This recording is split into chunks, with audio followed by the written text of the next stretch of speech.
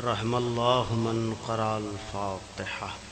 لا حول ولا قوة إلا بالله العلي العظيم. حسبنا الله ونعم الوكيل، نعم المولى ونعم النصير. أعوذ بالله من الشيطان الرجيم. بسم الله الرحمن الرحيم. الحمد لله الذي هدانا لهذا وما كنا لنهتدي لولا أن هدانا الله. لقد جاءت رسل ربنا بالحق. الصلاة والسلام على سيدنا ونبينا وشفيع ذنوبنا وحبيب قلوبنا وطبيب نفوسنا العبد المؤيد والرسول المسدد المصطفى الأمجد صاحب الأبد أول العدد الذي سمي في السماء بأحمد وفي الأرضين بالقاسم محمد.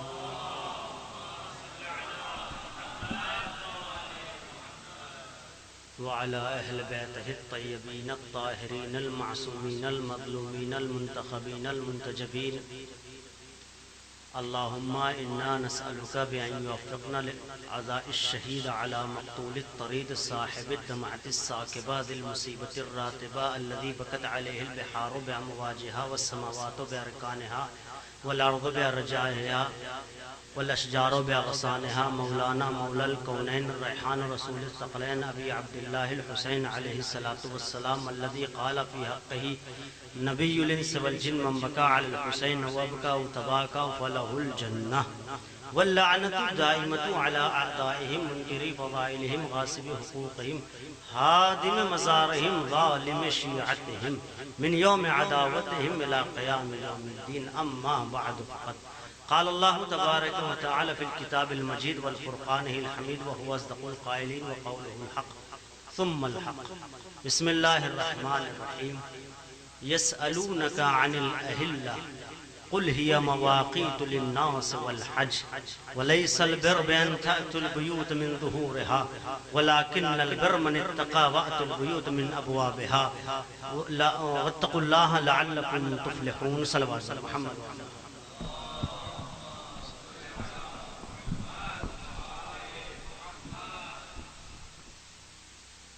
برادران ایمانی،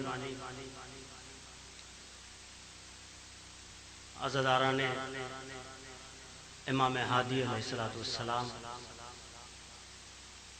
پروردگار عالم نے سورہ مبارک بقرہ میں ارشاد فرمایا، پیغمبر کو مخاطب فرما کر، اے پیغمبر یسألونک عن الأہلہ، یہ لوگ آپ سے اہلہ کا سوال چاندوں کا ہو رہا ہے، ایک چاند کا سوال نہیں ہو رہا ہے۔ اگر ایک چاند کا سوال ہو تو ہلال ہو جاتا، لیکن لفظ اہلہ پیغمبر یہ جو آپ سے پوچھ رہے ہیں یہ چاندوں کے بارے میں پوچھ رہے ہیں، چاند کا کیا مسئلہ ہے؟ یہ جو ہر مہینہ چاند عرش پہ نمودار ہوتا ہے اور اپنی رفتار کو طے کرتا ہوا 14 کو مکمل ہو کے پھر ڈھلتا ہوا 28 تک ختم ہو جاتا ہے، یہ مہینے میں جو ہر بار ہو رہا ہے یہ سلسلہ کیا ہے؟ چاندوں کا سوال ہے۔ قل ہی مواقیت للناس والحج، میرے حبیب ان سے کہو یہ لوگوں کو وقت بتاتا ہے، اچھا ہو تب بھی بتاتا ہے، برا وقت ہو تب بھی بتاتا ہے، یہ دونوں طرح کے وقت بتاتا ہے۔ اور لوگوں کو حج کا موسم بتاتا ہے، یہ حج کب کرنا ہے، یہاں تک آیت بہت کلیئر ہے۔ اس کے بعد آیت میں لہجہ بدلا ہے، وَلَيْسَ الْبِرْ بِأَن تَأْتُوا الْبُيُوتَ مِن ظُهُورِهَا، نیکی سے نہیں کہتے کہ کسی کے گھر میں پیچھے کے دروازے سے آ جاؤ۔ یہ قرآن کی آیت آپ کے سامنے پیش کر رہا ہوں۔ نیکی اس کا نام نہیں ہے کہ کسی کے گھر میں پیچھے کے دروازے سے چلے جاؤ، بلکہ کیا ہے؟ بلکہ نیکی کیا ہے؟ صاحبان تقوی کے لیے وقت البیوت من ابوابها، شریف ہو تو دروازے سے آؤ سامنے کے، بیک ڈور استعمال نہیں کیا جاتا، یعنی ہر جگہ بیک ڈور استعمال نہیں ہوتا۔ عزیزو قرآن کہہ رہا ہے پیچھے کے دروازے سے گھر میں آنا شرافت نہیں ہے، سامنے کے دروازے سے آنا شرافت ہے۔ لوگ شہر علم میں کھڑکیوں سے جانے کو تیار ہیں، دروازے سے نہیں آ رہے۔ ایک صلوات پڑھے محمد والے محمد۔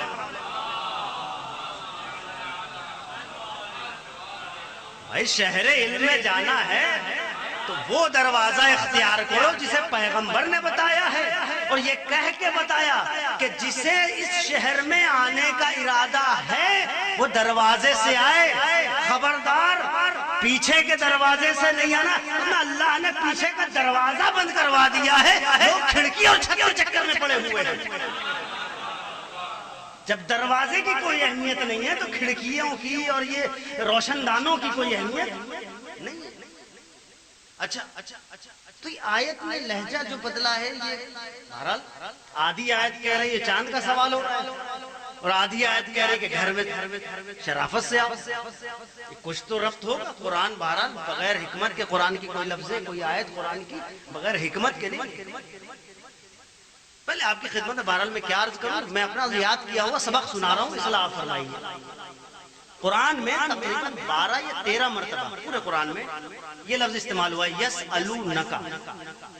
پورے قرآن میں 12 سے 13 مرتبہ استعمال ہوا ہے، یسألونک، اے پیغمبر یہ لوگ آپ سے سوال کر رہے ہیں۔ کتنی مرتبہ؟ 12 سے 13 مرتبہ۔ آج تک خدا کہہ رہا تھا اس سے پہلے میرے حبیب ان کو توفیق نہیں ہوگی،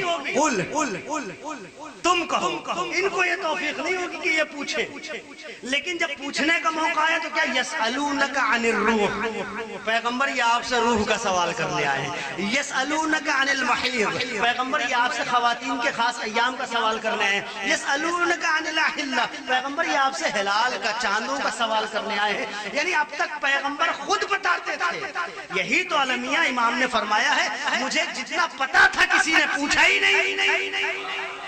یعنی لوگ پوچھنے کو تیار نہیں تھے، جو وہ بتا دیتے تھے یہ ان کا عرفات تھا، یہ ان کی طرف سے لطف تھا۔ خدا نے کہا یہ پوچھنے آئے ہیں انہیں بتاؤ۔ پوچھنے کیا آئے؟ چاند کا سوال کرنے کا۔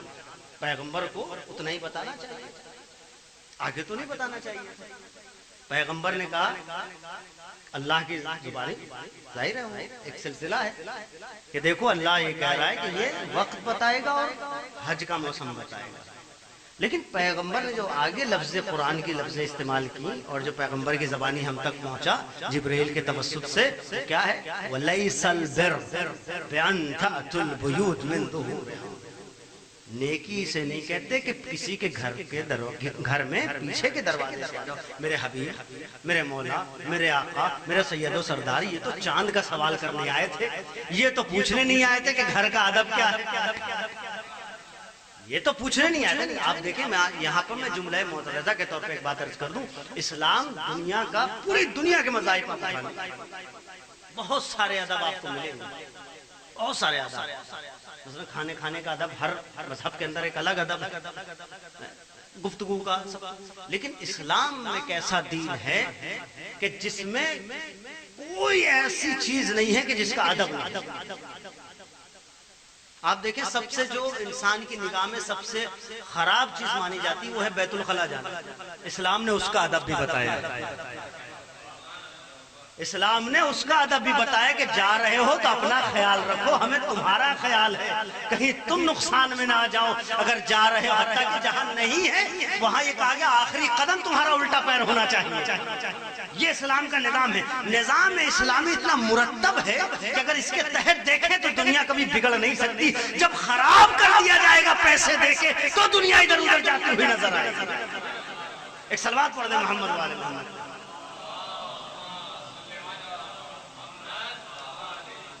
آج قرآن کچھ اور ادب بتا رہا ہے، پیغمبر کی زبانی آج گھر میں آنے کا ادب بتا رہا ہے، بیت کا ادب بتایا جا رہا ہے، اور بیت کا ادب بتا کر اہل بیت کے ادب تک پہنچایا جا رہا ہے۔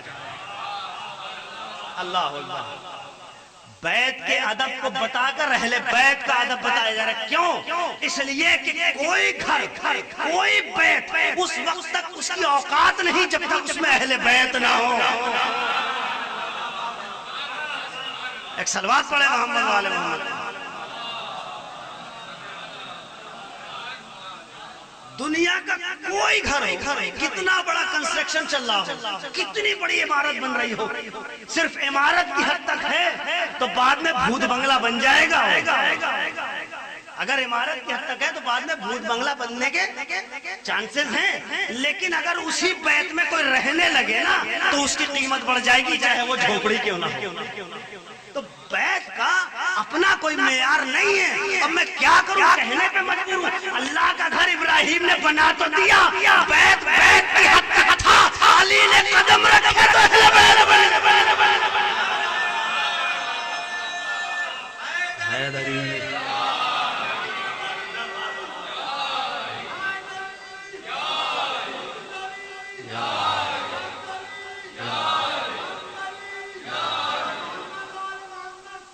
اللہم صلی اللہ علیہ وسلم. اب میں کیا کروں؟ علماء نے کہا ہے کہ بیت اس وقت تک کوئی اہمیت نہیں رکھتا جب تک وہاں اہل بیت کا دخل نہ ہو. اہل بیت کا دخل نہ ہو. تو اللہ قرآن نے ہمیں بیت کا جو احترام بتایا ہے اس میں مضمر ہے اہل بیت کا احترام, کہ جب ہم تمہیں عام گھروں میں پیچھے کے دروازے سے جانے سے روک رہے ہیں, سامنے کے دروازے سے آؤ, تو اس گھر میں تم ایسے کیسے جا سکتے ہو کہ جو علم کا گھر ہو, علم کا شہر ہو, جو حکمت کا گھر ہو, جو خلت کا گھر ہو, جو عظمت کا گھر ہو, اس میں بھی آنا ہے تو سر جھکا کے سامنے کے دروازے سے آنا, اکڑ کے نہ آنا, اکڑ کے نہیں. یہ ادب. تو جو بات بتا رہا ہے قرآن وہ ادب سکھا رہا ہے گھر میں آنے کا آداب, یعنی احترام بیت اور احترام بیت کے ساتھ مربوط احترام ہے. آپ دیکھیں جناب ابراہیم نے جب گھر بنایا ہے خداوند متعال کا, بنایا تو نہیں, تو آپ بھی بہتر جانتے ہیں, مجھ سے بہتر جانتے ہیں, آپ بنایا تو نہیں. اگر بنایا ہوتا تو پھر وہاں پر لفظ دوسری ہوتی قرآن میں, وہاں پر لفظ دوسرا ہے. وہاں پر کیا لفظ ہے؟ رفع کا لفظ ہے. بنایا ہوتا تو رفع کا لفظ استعمال نہیں ہوتا. رفع اسے کہتے ہیں جہاں پر بنیاد ہو اس پہ کھڑا کر دیا جائے کسی گھر سے. بنایا تو کسی اور نے تھا. آواز دی حدیث قدسی نے پڑھ کے کہ جب جناب آدم کو بھیج دیا گیا, اللہ نے کہا بہت یہ رونا رو رہے ہیں اپنے تنہائی کا, یہ جبریل جاؤ ایک خیمہ لے کے جنت سے. جناب جبریل آئے خیمہ لے کر, اس خیمے کو نصب کیا گیا. بہرحال پورا واقعہ اور پورے تفصیل آپ کے سامنے موجود ہے. جہاں جہاں خیمے کے حصے کو لگایا گیا اور اس کی تنابیں کھینچی گئیں اور اس کے رکن تیار ہوئے, تو جہاں خیمہ تھا وہ جگہ ہو گئی کعبے کی. آگے بڑھتا گیا تو حرم ہو گیا, آگے بڑھتا گیا مسجد احرام ہو گئی, آگے بہرحال یہ سارا مسئلہ پھیل گیا. لیکن یہ نہیں بتانا یہ جب وہ خیمہ اٹھا لیا گیا جناب آدم کے بعد تو اب وہاں پر اثرات موجود تھے. جب ابراہیم آئے تو ان سے یہ کہا گیا ابراہیم نیا گھر نہیں بنانا ہے, انہی اثرات سے جہاں آدم نے خیمہ لگایا تھا ہمارا گھر تیار کرو. جہاں آدم نے خیمہ لگایا گھر تیار ہو گیا. اب وہاں آنے کا بھی اپنا ادب ہے نا. یہ آیت, اس آیت علماء نے جو ایک تفسیر یہ کی ہے جو ظاہری تفسیر ہے کہ کچھ لوگوں کا گھر کعبے سے بالکل لگا ہوا, بس مسئلہ یہ تھا کہ ان کا جو گھر ایسا تھا کہ ان کا سامنے کا دروازہ کعبے کی طرف نہیں کھلتا تھا, پیچھے کا دروازہ کھلتا تھا. اب وہ سوچتے تھے کون اتنا گھوم کے جائے کعبہ. اللہ اکبر, قدرت نے تو یہاں بھی تمہیں ثواب سے محروم نہیں کیا ہے. جتنے قدم یہ سوچ کے چلو گے کہ ہم وہاں جا رہے ہیں اس کا ثواب ملے گا. سوچتے تھے کون اتنا گھوم کے جائے, اتنی دور, یہ ہمارے گھر کے پیچھے والے دروازے سے تو قریب ہے کعبہ. وہ کھولتے تھے اور وہاں چلے جاتے تھے. یہ ظاہری تفسیر. قدرت نے کہا یہ نہیں چلے گا, یہ بالکل نہیں چلے گا. لیس البر, ہم اسے نیکی شمار نہیں کریں گے کہ تم گھوم کے نہیں آ رہے ہو, پیچھے کے دروازے سے حرم میں آ جا رہے ہو. اب یہ تو ہو گئی ظاہری تفسیر، اب آئیے ایک اور باطنی تفسیر ہے۔ امام کی بارگاہ ہے، امیر کائنات کی بارگاہ ہے، بیٹھا ہوا ہے ابن کوا، اور ابن کوا جو بیٹھا ہوا ہے اس کا مسئلہ یہی تھا کہ جہاں کوئی نہیں سوال کرتا تھا وہ ضرور پوچھ لیتا تھا۔ اس نے کہا مولا ایک آیت میری نگاہ سے گزری ہے۔ کہا کیا آیت ہے؟ کہا آیت یہ ہے۔ اس نے آیت پڑھی یہی والی ہے۔ مولا یہ بتائیے اس آیت میں اللہ کہنا کیا چاہتا ہے؟ میں نے ابھی آپ کی خدمت میں ظاہری تفسیر پیش کی۔ مولا نے فرمایا نحن بیوت اللہ، ہم وہ اللہ کے گھر ہیں کہ جن کی طرف آنے کی دعوت دی گئی۔ نحن باب اللہ الذی یؤتمن، ہم وہ اللہ کے دروازے ہیں کہ جن سے عطا کیا جاتا ہے۔ پھر امام فرماتے ہیں، اس نے کہا مولا یہ تو ٹھیک ہے، لیکن یہ کیا کہا گیا ہے کہ سامنے کے دروازے سے آؤ پیچھے کے دروازے سے نہیں آؤ؟ مولا نے کہا کہ من اقر بولایتنا ومحبینا، من اقر بولایتنا، جو ہماری ولایت کو مانتا ہے، فقط عطا ببابہا، وہ اس شہر میں اس گھر میں سامنے کے دروازے سے آ رہا ہے۔ ومن ومن ومن ومن، اور جو شخص ایسا ہے کہ فضل علینا غیرنا، جو ہمارے دشمنوں کو ہم پہ فوقیت دیتا ہے، وہ اس شہر میں پیچھے کے دروازے سے آ رہا ہے۔ ایک صلوات پڑھے محمد والے۔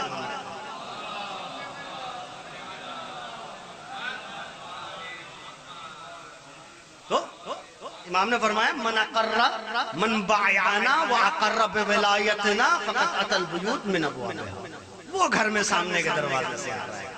ومن خالفنا وفضل علینا غیرنا، مخالف ہے، دوسروں کو زیادہ بہتر سمجھ رہا ہے ہم سے کہ جو وجہ کائنات ہیں ان سے ایرے غیرے نتھو خیروں کو بہتر سمجھا جا رہا ہے، وہ ہے جو سمجھ لو گھر میں بیک ڈور سے آ رہا ہے۔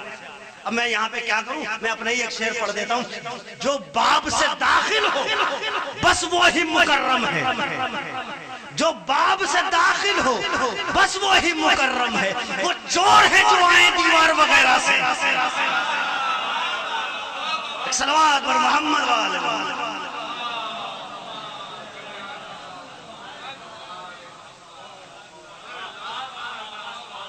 جو باب سے داخل ہو بس وہی مکرم ہے، وہ چور ہے جو آئے دیوار وغیرہ سے۔ تو یہ جو شہر علم میں نقب لگانے کی کوشش کی جا رہی ہے یہ صحیح لا حاصل ہے، یہ نہ کیجئے، نہیں کر سکتے آپ۔ اچھا معاملہ آگے بڑھا۔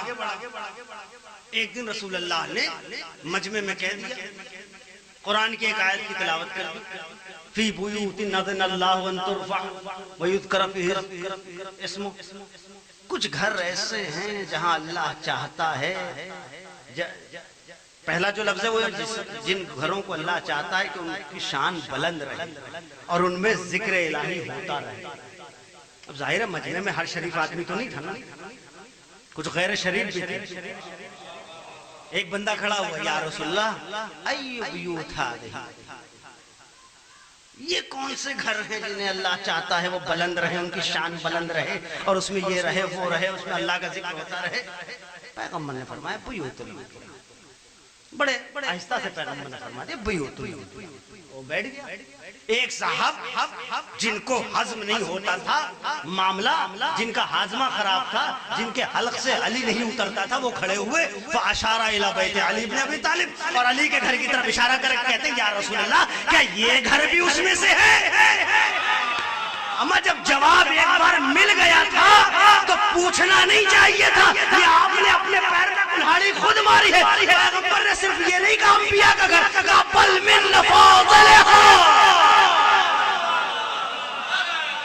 صلوات بر محمد والے۔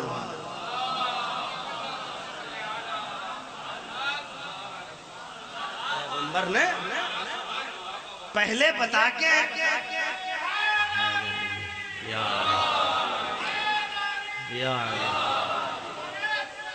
اللہم صلی اللہ،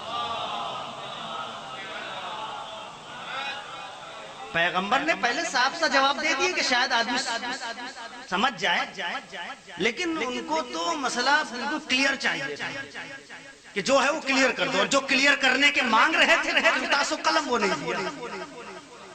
جسے کلیئر کرنے کے لیے کرتاس و قلم مانگا جا رہا تھا وہ نہیں دیا گیا. باقی ہر چیز پیغمبر نے تب فرمایا بل من افاق علیہ. صرف انبیاء کے گھر کی بات نہ کرو, انبیاء کا گھر اپنی جگہ, علی کا گھر اپنی جگہ. کہاں انبیاء کا گھر اور کہاں علی کا گھر؟ کس بھائی نبی کے دروازے پہ فرشتے آتے ضرور تھے امین بن کر, کبھی انسان کی شکل لے کر آ رہے ہیں. حتیٰ کہ جناب ابراہیم کے لکھا جاتا تھا اتنے غیور تھے کہ جناب ابراہیم کو جو بشارت دی گئی تھی جناب اسحاق کی کس عمر میں دی گئی؟ جبریل لے کر آئے. وہ گھر پہنچے تو دیکھا ہے خوبصورت نوجوان گھر میں. کہا تم یہاں کیسے؟ کہ حضور بشارت لے کر آئے. کہ اس عمر میں بشارت؟ تو انبیاء کے گھر آتے رہے لیکن فرشتوں کو بھی پتا ہے کس گھر کا کون سا ادب ہے. یہ ابراہیم کا گھر ہے. ابراہیم باہر سے دروازہ بند کر کے گئے ہیں, گھر آئے تو اندر فرشتہ ہے. اللہ اکبر. گھر آئے تو اندر فرشتہ, گھر کھولا تو ان سے پوچھا تم یہاں کیا کر رہے ہو؟ فرشتہ ہوں. اور آپ کے علم میں یہ بات ہوگی کہ جناب اسحاق کی بشارت جبریل لے کے نہیں آئے تھے. میں نے پہلے جبریل کا جبریل لے کے نہیں, ملک الموت لے کر آئے تھے. ملک الموت لے کر آئے اور جناب ابراہیم سے کہا یہ پہلی بشارت ہے جو ملک الموت دے رہا ہے, ورنہ ملک الموت کبھی بشارتیں نہیں دیتا. وہ جہاں آتا ہے صفے ماتم بچھا کے چلا جاتا ہے. یہ ابراہیم خوش نصیب ہے کہ ملک الموت سے بھی بشارت لے رہے ہیں. ایک صلوات پڑھے محمد. ابراہیم کو بشارت ملک الموت نے دی. ملک الموت سے تم یہاں کیا کر؟ مجھے کہیں جانے کے لیے اجازت کی ضرورت نہیں ہوتی. یہ ابراہیم کا گھر تھا, اللہ نے ایک بار دیکھا چلو ٹھیک ہے چھوڑ دیتے ہیں, چھوڑ دیتے. پھر ایک دور اور آ گیا.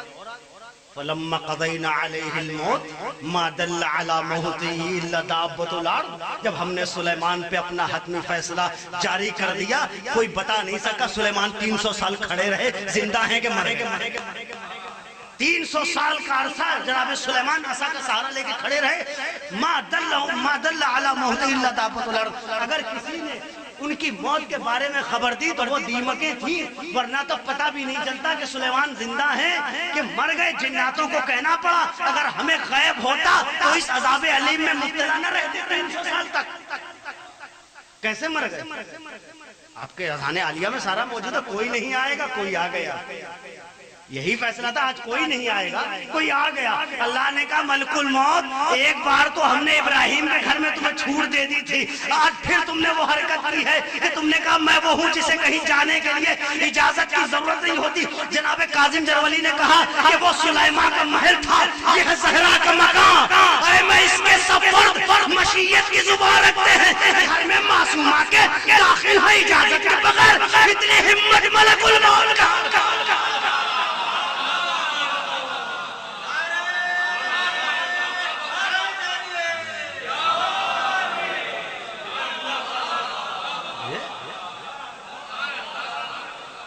تم ایک مرتبہ سمجھا چکے تھے, تم نے پھر وہی ایک مرتبہ سمجھا چکے تھے, تم نے پھر وہی کیا, وہی جملہ دہرایا جو پہلے دہرایا تھا. ملک الموت تو صحیح اگر تمہیں وہاں پر دق الباب کر کے جانے کی اجازت ملے. ہم ایسا ماحول اور ایسا گھر دیں گے. ادب ہے شہزادی کے گھر کا, یہ ادب ہے. آپ دیکھیں رضوان چلا آیا, کوئی بتا دے کہ ڈائریکٹ گھر میں آ گیا ہو. کوئی جھوٹی روایت نہ دے کہ گھر میں آ کے کہا بی بی یہ لیجیے کپڑے. دق الباب کر کے کہا انا خیاط الحسنین. کبھی اندر آ کے نہیں کہا, کہ ان کو پتا ہے کہ کہاں تک ہماری حد ہے. وہ جبریل کی حد تھی جو سدرا پہ جا کے روکی تھی, یہ فرشتوں کی حد ہے جو باب زہرا پہ آ کے ختم ہو رہی ہے. اگر آئے بھی ہیں تو اجازت سے آئے ہیں, ایسے نہیں آئے ہیں. اجازت لے کر آئے ہیں. بی بی اجازت ہے کہ اگر ہو تو آئے تو یہ اہل بیت کے گھر کا ادب ہے, یہ ان کے گھر کا ادب ہے. یہ ادب اسلام ادب بتا رہا ہے کہ تمہیں بیت کا ادب بھی آنا چاہیے, اہل بیت کا ادب بھی آنا چاہیے. بس میں زیادہ آپ کا وقت نہیں لوں گا. اہل بیت کا ادب بھی اور بیت کا. آپ دیکھیں آج امام کی ولادت، امام کی شہادت ہے، امام ہادی علیہ السلام کی. امام اگر مسئلہ احترام کا ہے، احترام بیت اور اہل بیت، جس نے احترام اہل بیت اور بیت میں اپنے آپ کو معتبر رکھا، سلمان و ابوذر بنتا چلا گیا. یہی امام کے زمانے میں ابو الہاشم جعفری بھی ہیں اور اسی میں یحییٰ بن اقسم بھی ہیں. دونوں میں فرق دیکھیں، ایک وہ ہے جو امام کا دیوانہ ہوا پھر رہا ہے، ایک وہ ہے جو شاہ عبد العظیم کہلائے اور آج تک ان کی تاریخ موجود ہے اور لوگ ان کی زیارت کو جا رہے ہیں. کیا ہے؟ کیونکہ ان کو پتا تھا کہ احترام اہل بیت کیا ہے، کیسے احترام اہل بیت کرنا ہے. ایک شخص امام کی بارگاہ میں، امام کو جس جگہ رکھا گیا تھا وہ عربی میں اس کو خان و سالوق لفظ ہے، یعنی کہ جہاں یہ میں اس دن ایک مجلس میں عرب کے یہاں تھے تو وہاں پر وہ عرب بتا رہے تھے سالوق کا معنی. ویسے تو عام طور پر لغت میں فقیر ہوتا ہے، لیکن وہ بتا رہے تھے کہ وہ سالوق جہاں پہ جو چور اچکے نہیں رکھے جاتے بند کر کے الگ سے، ان کو دور رکھو، بائیکاٹ کر کے الگ رکھو ایک گھر میں، ایسی جگہ کو امام کو جس گھر میں رکھا گیا تھا نظر بند کر کے، وہ اس طرح کے گھر میں بھی کچھ دن رکھا امام کو. کسی نے آگے پوچھا، مولا یہ چاہتے ہیں آپ کی بے عزتی کر دیں، آپ کے احترام میں کمی کر دیں، لوگوں کو آپ سے متنفر کر دیں. مولا انہوں نے آپ کو اس گھر میں رکھا ہوا ہے. ایک شخص مل جائے امام سے، اس نے یہ کہا. امام نے کہا تم کیا دیکھ رہے ہو؟ تم ظاہری چیز دیکھ رہے ہو، آؤ ہم تمہیں دکھاتے ہیں. روایت کہتی فَمَسَحَ يَدَهُ عَلَىٰ عَيْنِهِ، امام نے اپنے دست مبارک اس کی آنکھوں پہ پھیرا، کہا اب دیکھو جسے تم خانے سالوق کہہ رہے ہو وہ کیا ہے. راوی کہتا میں نے کیا دیکھا، باغات جنت ہیں، نہریں ہیں، یہ ہے. پھر کہتا ہے کہ میری آنکھیں خیرہ ہو گئی، اتنی خوبصورت وہ جگہ لگ گئی. تو امام نے فرمایا یہ لوگ چاہتے ہیں کہ ہماری اہمیت کم کر دیں، لیکن اللہ اپنے نور کو کبھی مٹنے نہیں دیتا، وہ ہمیشہ اپنے نور کی شمع جلائے رکھتا ہے، لوگ چاہے جتنی کوشش کر لیں. ایک صلوات پڑھے محمد.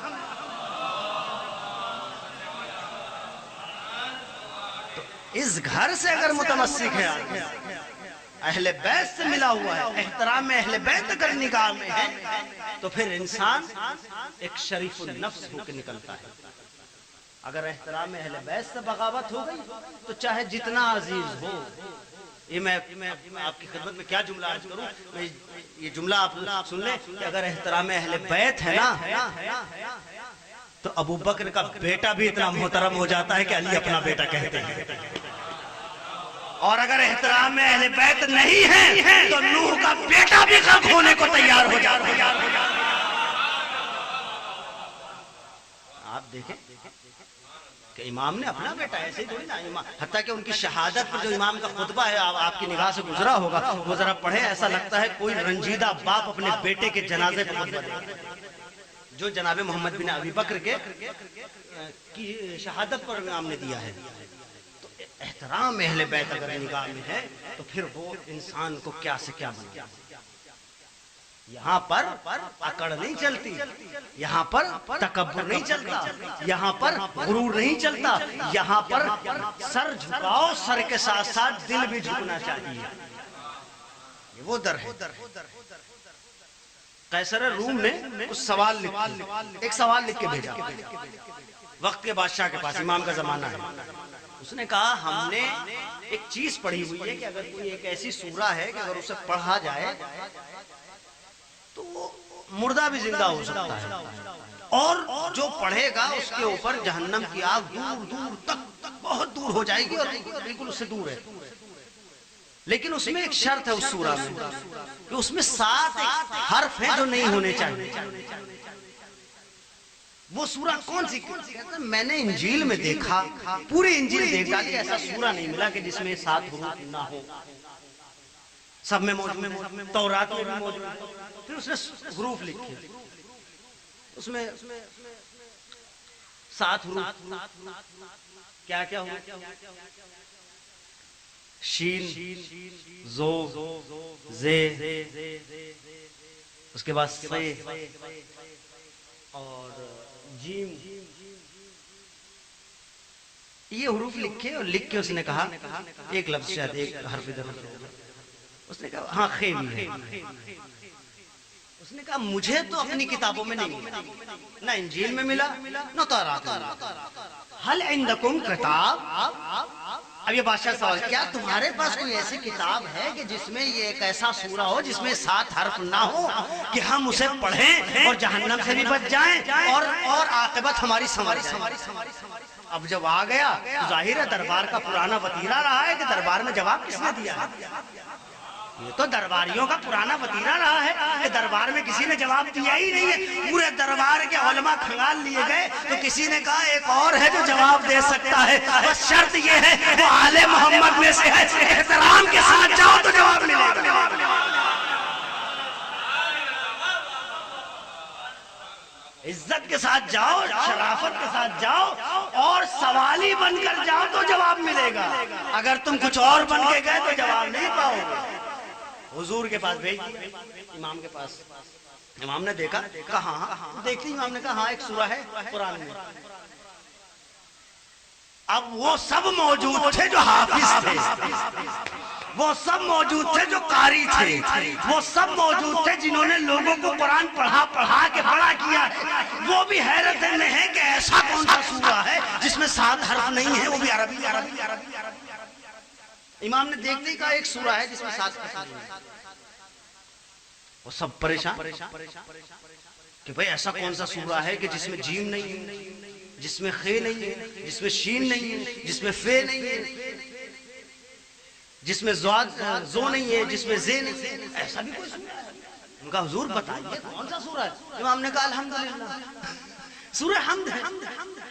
ان کا حضور یہ تو دن میں 5 مرتبہ، 5 نمازوں میں ہم کم سے کم 10 مرتبہ تو پڑھتے ہیں، آج تک متوجہ نہیں ہوئے. بس یہی تو مسئلہ ہے کہ اہل بیت کو چھوڑ کے پڑھتے ہیں تو متوجہ نہیں ہوئے، اہل بیت کا ساتھ لے کے پڑھتے تو متوجہ ہو جائے. ایک صلوات پڑھے محمد والے.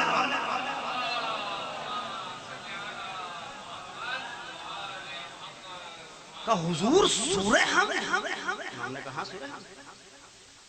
امام نے کہا پوری سورہ پڑھو. آتی ہے؟ میں اپنے لفظوں میں کہہ رہا ہوں، آتی ہے تو پوری پڑھو. اور انہوں نے پڑھ ڈالی. امام نے کہا کہیں تم نے جیم پایا؟ کہیں جیم ملا؟ اب حیران. کہیں خے ملا؟ کہیں زو ملا؟ اب جب کچھ نہیں ملا تو انہوں نے کہا حضور یہ تو بتا دیں یہ لفظیں کیوں نہیں ہیں. اب مسئلہ تھے، سوال ایک آیا تھا کیا کوئی ایسی سورہ ہے کہ جس میں یہ حروف نہ ہو؟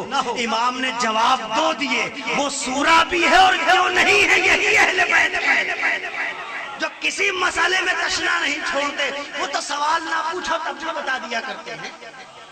تو حضور نے کہا ہاں یہ بھی بتائیں گے تمہیں کہ کیوں نہیں ہے. امام نے فرمایا چونکہ یہ حروف جو ہیں، مثلا امام نے کہا جیم نہیں ہے کیونکہ جیم سے اشارہ جو ہوتا ہے وہ جہیم کی طرف جاتا ہے، اس لیے جیم نہیں رکھا. سے اشارہ صبور کی طرف جاتا ہے، اس لیے صبور سے نہیں رکھا. شین سے اشارہ شقاوت کی طرف جاتا ہے، اس لیے شین نہیں رکھا.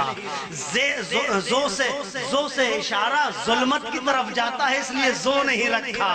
فے سے اشارہ آفت کی طرف جاتا ہے، اس لیے فے نہیں رکھا. امام نے کہا یہ کل رحمت کا سورہ ہے، اس میں سارا قرآن سمویا ہوا ہے، اس لیے چاہتا خدا یہ تھا کہ اس میں کم سے کم رحمتوں کی باتیں کی جائیں. خدا رحمت کی بات میں ظالمین کو شامل کر دیا. کا مسئلہ یہی بتانا ہے کہ جیسے رحمت جن پر ہوئی ان کو بتانا تھا تو یہ بھی بتانا تھا ظالمین. ایک صلوات پڑھے محمد والے.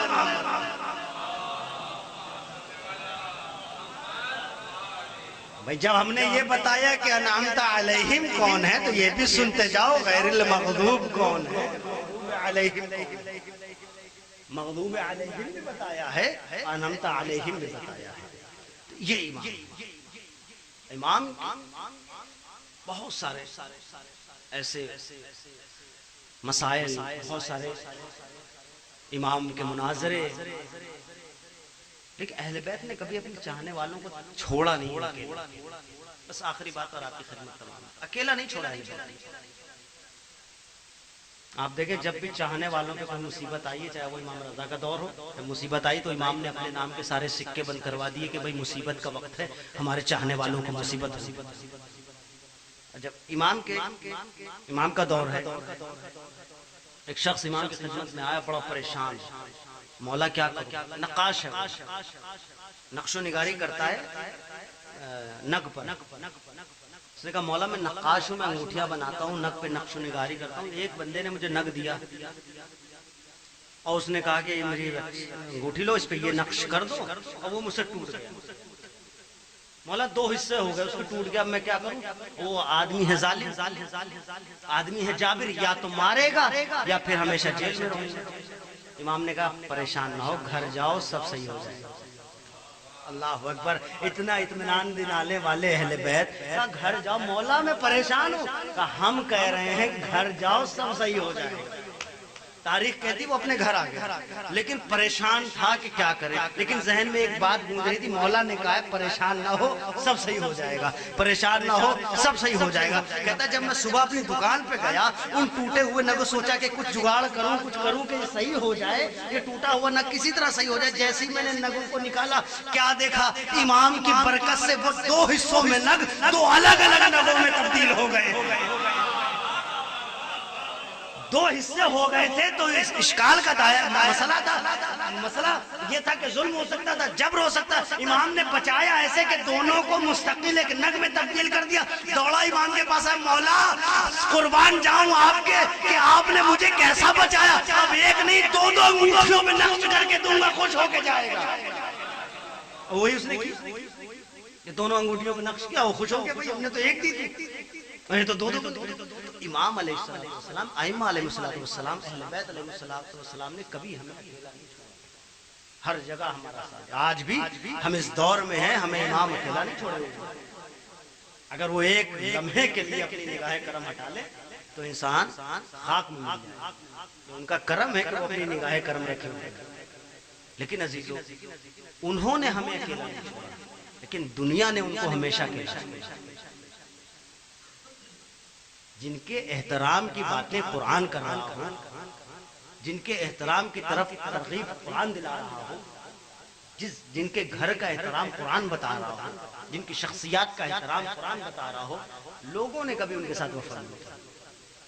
لوگوں نے ہمیشہ ان پر ظلم کیا، جبر کیا. یہ کوئی معمولی بات نہیں ہے. یعنی 20 سال یا بعض روایت کے مطابق 15-16 سال مستقل جیل میں بتانا کوئی معمولی بات نہیں. ایک شخصیت کو یہ کہہ کے بلایا جا رہا ہے کہ ہم زیارت کے مشتاق ہیں، اور پھر انہیں جیل میں ڈال دیا جا رہا ہے. یہ کسی محترم شخصیت کے ساتھ تو نہیں ہوتا. انہوں نے اہل بیت کو سمجھا ہی نہیں تھا، اسی لیے اہل بیت کے ساتھ یہ ظلم ہو رہے ہیں. امام ہادی علیہ السلام 254 ہجری میں اس دنیا سے رخصت ہوئے ہیں. 254 ہجری یعنی 255 میں امام زمان کی ولادت ہے. 254 ہجری اور امام کو مہمان بلائے ہوئے ہیں. اللہ اکبر. دنیا نے ہمیشہ اہل بیت کے ساتھ جو رویہ رکھا کہ ان کو مہمان ہو، کیونکہ اہل بیت اتنے کریم ہے نا کہ کوئی دعوت دیتا تھا تو اس کی دعوت رد نہیں کرتے تھے. مہمان بلایا اور مہمان بلا کے دغا دیا. اللہ زہر دغا، اتنا سخت زہر کہ امام تڑپ رہے ہیں، امام کروٹیں بدل رہے ہیں. اور زہر کا عالم یہ ہے کہ پورے بدن میں پھیلا ہوا ہے. اور اس کے ساتھ مسئلہ کیا ہے؟ ہتھکڑی بھی، بیڑی بھی، توق بھی ہے. یعنی کوئی ایسا ظلم نہیں ہے جو ان پر نہیں ان پر رکھ چھوڑا ہو، بلکہ ہر وہ ظلم جو چاہتے تھے کر لے وہ اہل بیت کے اوپر انہوں نے کر لیا. اور زہر کی شدت ایسی کہ بعض روایت کے مطابق 2 دن یا 3 دن کے اندر امام کی شہادت ہو گئی. اتنا سخت زہر تھا. آپ ملاحظہ کریں کہ چونکہ ڈائریکٹ سیدھے سیدھے ایسا زہر نہیں دیا جا سکتا تھا کہ حکومت پہ بات آئے، سیدھے سیدھے ایسا نہیں ہو سکتا تھا، تو انہوں نے ایسا زہر دیا جو آہستہ آہستہ کام کرے. ہمیشہ اہل بیت کے ساتھ کیا ہے، لیکن امام کو جو زہر دیا وہ ایسا زہر تھا کہ امام کو 3 دن اس نے تڑپایا ہے. 3 دن امام تڑپتے رہے ہیں. اور عالم میں کیا، اور عالم کیا ہے؟ زنجیر میں جکڑے ہوئے ہیں. عالم کیا ہے کہ بیڑیاں بھی ہیں. عالم کیا ہے؟ قید خانہ بھی ہے. لیکن اللہ امام کو زہر تو دیا، سب کچھ ہے، لیکن امام کے ساتھ خدا نخواستہ بہو بیٹیاں تو نہیں تھیں. امام کے ساتھ مائیں بہنیں تو نہیں تھیں جو بے پردہ رہی ہوں. امام کے ساتھ چھوٹی بہن تو نہیں تھی کہ جسے تماچے بھی لگ رہے ہوں. امام کے بابا کا سر نو کے نیزہ پہ نہیں تھا، اور امام سب کچھ تھے. زہر دیا گیا، زنجیروں میں جکڑے تھے، لیکن کوئی تعزیہ نہ لگا کہ یہ تو نہیں کہنے والا تھا کہ یہاں کیوں کھڑے ہو، آگے بڑھ جاؤ. اللہ اکبر. قربان جائے سید سجاد کے چھالوں پر، قربان جائے سید سجاد کے زخموں پر. ارے وہ کربلا سے کوفے کا سفر، کوفے سے شام کا سفر، جا بجا تعزیہ نے. اور سید سجاد کا جسم، اوپر سے وہ سخت دھوپ جو سید سجاد کی بیڑیوں کو گرم کر رہی ہے، زخموں میں اور اضافہ.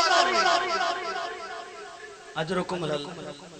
خدا کوئی غم نہ دے سوائے غم مظلوم کربلا کے. غم اہل بیت کے کوئی غم نصیب نہ ہو. تاریخ نے لکھا امام تڑپتے تڑپتے آخرش، بعض روایت کے مطابق جمادی الثانی کے آخری دنوں میں، اور جو مشہور روایت کے مطابق آج کی تاریخ اور دن بھی بالاتفاق آج ہی کا دن تھا. اس تاریخ نے یوم الاثنین لکھا ہے. آج ہی کے دن 3 رجب المرجب 254 ہجری کو میرا امام اس دنیا سے رخصت ہو رہا ہے. کوئی حسن عسکری کے سر پہ ہاتھ رکھ دے. حسن عسکری کے سر سے باپ کا سایہ اٹھ رہا ہے. کوئی ہاتھ رکھ کے پوچھے تو صحیح، اے یتیم علی الہادی، ارے تمہارے. لیکن ہم نے دیکھا مجمع بہت تھا، لوگ بہت تھے، سب حسن عسکری کو آ کے دلاسا دے رہے تھے. لیکن عجب نہیں، حسن عسکری سوئے کربلا دیکھ رہے ہو. اے سید سجاد، اے دادا سجاد، مجھے سب دلاسے دے رہے ہیں، لیکن اللہ آپ کے بابا کا جنازہ کربلا کی زمین آپ کو کھینچا جا رہا. اجرکم اللہ. امام کا جنازہ گھر میں آئے، گھر میں ہی دفنے نا، لیکن دفنے سے پہلے جو رسومات ہوئی ہیں وہ یہ کہ امام کے جنازے کو تیار کیا گیا اور شہر سامرہ میں امام کے جنازے کو گھمایا گیا یہ کہہ کے کہ امام وقت کا جنازہ ہے، شریک ہو جاؤ. لوگوں کا ایک ہجوم تھا جو جنازے کے ساتھ ساتھ تھا، لیکن اللہ اکبر، یہ جنازے کے ساتھ ساتھ ہجوم ضرور چل رہا ہے، لیکن اللہ غریب کربلا کیا کرے. ایک بہن ہے جو 11 محرم کو نکل ضرور رہی ہے، لیکن لاش کو دیکھ ناقے سے گر گئی. اے بھیا یہ کیسا معاملہ ہے؟ ارے تم یہاں پہ خاک و خون میں آلودہ. اے سید سجاد کیا ہوا؟ چہرے کا رنگ کیوں بدلا؟ سید سجاد نے کہا اے اماں، ارے اس بیٹے پہ آئے ہو جس کے باپ کا جنازہ بے گور و کفن پڑا ہو، بیٹا سلامت ہو. اے پھپھی اماں بابا کا جنازہ اس حال میں دیکھ. وَسَيَعْلَمُ الَّذِينَ ظَلَمُوا أَيَّ مُنقَلِبٍ يَنقَلِبُونَ إِنَّا لِلَّهِ وَإِنَّا إِلَيْهِ رَاجِعُونَ رَضًا بِقَضَائِهِ وَتَسْلِيمًا لِأَمْرِهِ. پروردگارہ بحق الزہرا و ابیہ و بعلہ و بنیہ و سر المستعد فیہا، پروردگارہ ہمارے اس خدمت کو قبول فرما.